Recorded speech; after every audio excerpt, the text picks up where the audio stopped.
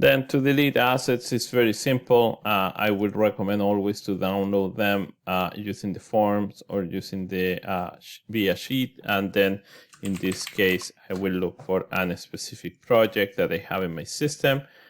This one is called test M4A2, and then I will download that particular project. I will find my asset, and then even if it has an assignment or not, the tool will put here the assignment information. Then if I come here and I press delete,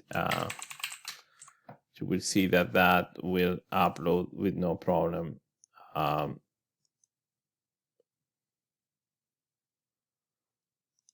Then that works fine. And now this asset is not anymore on the system.